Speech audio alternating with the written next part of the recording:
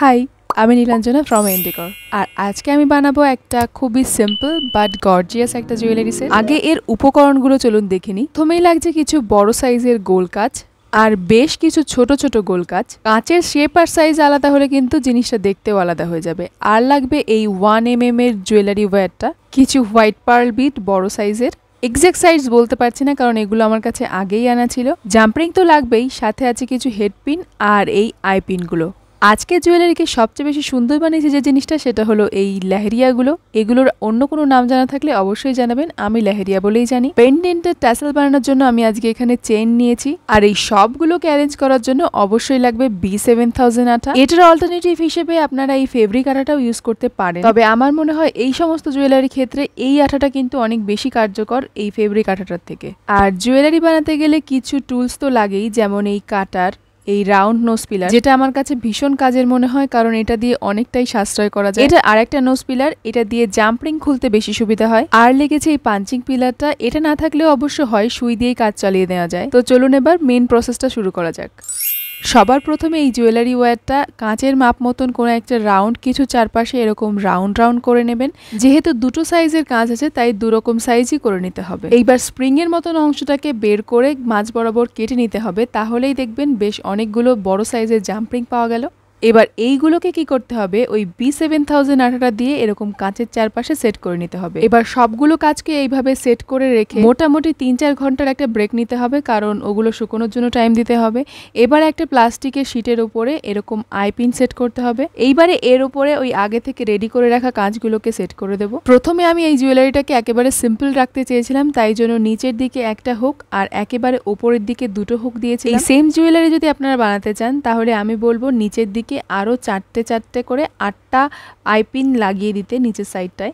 Mirror, কুন্দান এই টাইপের যে জুয়েলারিগুলো হয় সেগুলো বানানো খুব একটা কঠিন কিছু নয়, খুবই সহজ। এবং সত্যি কথা বলতে ডিজাইন যাই করুন না কেন এগুলো আলটিমেটলি দেখতে খুবই ভালো লাগে। তবে মেইন যে প্রবলেমটা দাঁড়ায় সেটা হলো এগুলো শুকোনোর জন্য প্রত্যেকটা স্টেপে অনেকটা সময় লেগে যায়। তাই মাঝখানে যদি একটা পার্ট ভুলে যাওয়া যায় তো তার জন্য আরো এক্সট্রা টাইম লেগে যায় পরবর্তীকালে। যাই হোক, এখানে নিচের ওই হ্যাঙ্গিংটা বানানোর জন্য আমি ওই যে বড় মিররটা নিয়েছিলাম তার পাশেও তো জাম্পরিং লাগিয়ে ওরকম একটা রাউন্ড শেপ দিয়ে নিয়েছিলাম।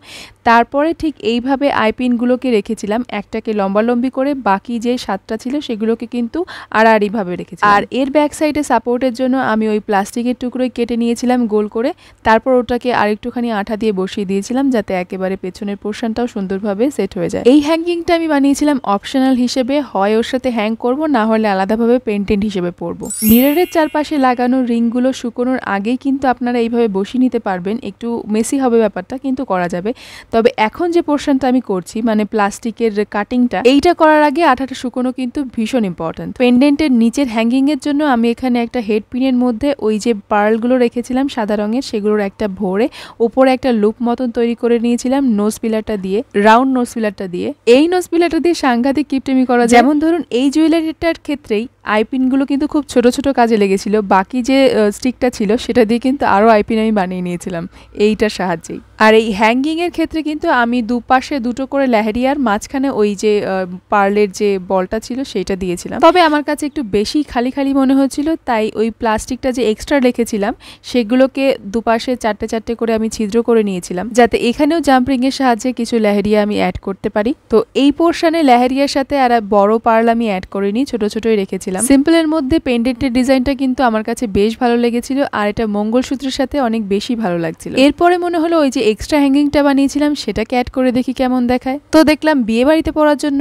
আগেরটা থেকে এইটা একটু বেশি ভালো হবে মনে হচ্ছে, তাই মাঝের বড় পার্লের যে হ্যাঙ্গিংটা লাগিয়েছিলাম সেটাকে বাদ দিয়ে মিররটা লাগিয়ে নিয়েছিলাম। আর তাছাড়া এর ইয়ারিংসটা আগেই বানিয়ে রেখেছিলাম, যার সাথে এই পেন্ডেন্টটা বেশি ভালো লাগছে। তবে এখন প্রবলেম হলো মঙ্গলসূত্রটা এর সাথে অতটা যাচ্ছে না। তারপর নানান রকম কিছু দিয়ে ট্রাই করার পর ফাইনালি একটা আইপিনের মধ্যে 3টে যে চেইন দেখালাম আগে সেইগুলো ভরে নিয়েছিলাম, তারপর মাঝে দিয়েছিলাম একটা পার্ল, তারপর পেন্ডেন্টের সাথে অ্যাড করে দিয়েছিলাম। চেনের অন্য দিকের পার্টটা পেন্ডেন্টের সাথে আটকানোর আগে একটুখানি পাক দিয়ে নিয়েছিলাম, কারণ এই চেনগুলো এমনিতেই একটুখানি পাকানো মতন ছিল আর একটুখানি পাকিয়ে নেওয়ার পর দেখতেও বেশি ভালো লাগছিল, তাই এটা করেছিলাম। তো এটা হয়ে গেল নেকলেসটার ফাইনাল লুক। আর এই হলো এর ইয়াররিংস। আগেই বলেছিলাম ইয়াররিংটা আমি আগেই বানিয়েছিলাম আমার এক ভিউয়ারের রিকোয়েস্টে ঈদের জুয়েলারি হিসেবে। তো ঝটপট প্রসেসটা বলে দিই। ইয়াররিং এর ক্ষেত্রে আমি সবসময় হেভি চার্মস গুলোকে একটুখানি শক্তপোক্ত করে লাগাতে চেষ্টা করি। সেক্ষেত্রে শুধুমাত্র আঠার উপরে ভরসা না করে এই যে আইপিনগুলো থাকে সেগুলোকেই এমনভাবে অ্যাডজাস্ট করি যাতে জিনিসটা একটু পোক্ত হয়, চার্মসগুলো নিজেদের মধ্যে একটুখানি ব্যালেন্সে থাকে। আর ইয়াররিংস এর পেছনের দিকটায় কোনো প্লাস্টিক বা কাপড় না লাগিয়ে আমি আরো একটি কাঁচ অ্যাড করে দিয়েছিলাম, এতে ইয়াররিংসটা যখন দুলবে দেখতে আরো বেশি ভালো লাগবে। ছোট্ট চার্মসটার ক্ষেত্রেও একই জিনিস করেছিলাম। আর নিচের হ্যাঙ্গিংটা তো আগেই দেখিয়েছি, মাঝখানে একটা পার্লের বড় বল দিয়ে দুপাশে দুটো করে লেহেরিয়া অ্যাড করেছি আর বাকিগুলো শুধু লেহেরিয়া। মাঝে জাম্পরিং দিয়ে অ্যাড করা যায়, তবে সেটা বেশি একটু দূরত্ব হয়ে যাবে দুটো পার্টের জন্য, তাই জন্য একটা রাইপিনকে এইভাবে ঘুরিয়ে নিয়ে অ্যাড করে দিয়েছি। এই কারণে পেন্ডেন্টের ক্ষেত্রে প্রথমেই বলে নিলাম যে একটাকে লম্বালম্বি রাখলে বাকিগুলোকে আড়াআড়িভাবে রাখতে হবে। এই ইয়াররিংস বানাতে গিয়ে এই জাম্পরিং এর আইডিয়াটা আমার মাথায় আসে, কারণ সাইডের এজগুলো একটুখানি এবড়ো খেবড়ো ছিল আর একটু খালি খালি লাগছিল, তাই জন্য প্রথম আমি এটা করি। এটা যেহেতু দুপাশেই মিরার ছিল তাই জন্য দুপাশেই দিয়েছিলাম জাম্পরিং আর মাঝের অংশটা আঠা দিয়ে ফিল করে দিয়েছিলাম। আর যে আইপিনগুলো থাকে সেইগুলোকে একটা পেনের চারপাশে এরকম ভাবে ঘুরিয়ে দু সাইডের মুখকে এইভাবে দুপাশে বাড়িয়ে দিলেই কিন্তু একটা ওই ইয়াররিং হুক তৈরি হয়ে যায়। তাই এটাও আর আলাদা করে কেনার দরকার নেই, আইপিন থাকলেই হবে। তো নেক পিস হলো, ইয়াররিং হলো, এইবার আসুন চুড়ি বানানো যাক। পুরনো চুড়ি দিয়ে নতুন চুড়ি বানানোর এই পদ্ধতিটা আমার কাছে খুব ভালো লাগে। আমি অনেক জায়গায় দেখেছি, তবে ট্রাই করছি এই প্রথম। একটা চুড়ির ওপরে এইভাবে B7000 গ্লুটা দিয়ে পরপর যে কটা মানে যতটা চওড়া আমি চুড়িটা চাই সেই কটা চুড়ি আমি অ্যাড করে নেব।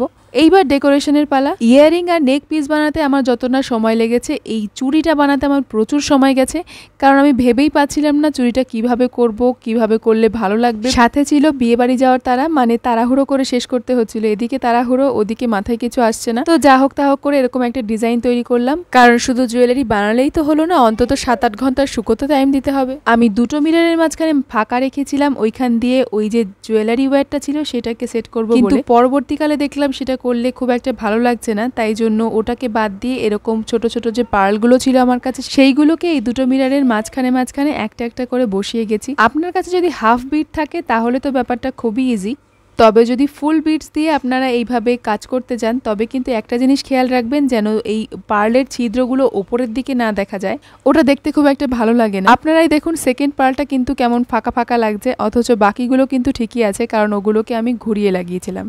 তো যাই হোক, চুড়িগুলো মোটামুটি ভালোই লাগছিল, তবে ওই ইয়াররিংস এবং পেন্ডেন্টের সাথে আমার মনে হচ্ছিল যাচ্ছে না, তাই জন্য আবারও সেই আগের মতন করে জাম্পরিংগুলো রেডি করে নিলাম আর আঠা দিয়ে দিয়ে বসিয়ে নিলাম। তবে না, এই কাজটা আমার আগে করে নেওয়া উচিত ছিল, মানে যেভাবে আমি পেন্ডেন্টটা বানালাম আগে মিররগুলোর সাথে এই ওয়্যারটা সেট করে রেখে দিয়ে তারপরে চুড়িতে বসানো উচিত ছিল, কারণ আমার যেহেতু পার্লগুলো বসানো হয়ে গেছিল, অনেক কিন্তু জাম্পরিং আমাকে কেটে কেটে ছোট করে তারপরে বসাতে হয়েছে, কারণ পার্ল সহ ওইটুকুনি জায়গার মধ্যে জাম্পরিংটা সেট হচ্ছিল না। তো শেষমেশ এই হলো চুড়িটার ফাইনাল লুক। কার কাছে কেমন লাগছে জানি না, আমার কাছে তো দারুণ লাগছে। আপনাদের কেমন লাগলো অবশ্যই জানাবেন, আর এটাও জানাতে ভুলবেন না এই তিনটে জিনিসের মধ্যে আপনাদের ফেভারিট কোনটা। আর হ্যাঁ, এতক্ষণ যখন ভিডিওটা দেখে নিলেন অবশ্যই সাবস্ক্রাইব করুন চ্যানেলটা, আর ফেসবুক বা ইনস্টাগ্রাম থেকে দেখে থাকলে পেজটাকে অবশ্যই ফলো করে রাখুন। ফলোয়ার আর সাবস্ক্রাইবার বাড়লে কাজ করার একটা আলাদাই আনন্দ আসে। তো জুয়েলারি সেট বানানো তো কমপ্লিট, তো আপনারা এর ফাইনাল লুকটা দেখে অনুভূতি প্রকাশ করতে থাকুন, আর আমি ততক্ষণে যাই বিয়ে বাড়ি থেকে ঘুরে আসি। আজকের মতন টাটা, দেখা হবে নেক্সট ভিডিওতে নতুন কোন ক্রাফটের সাথে।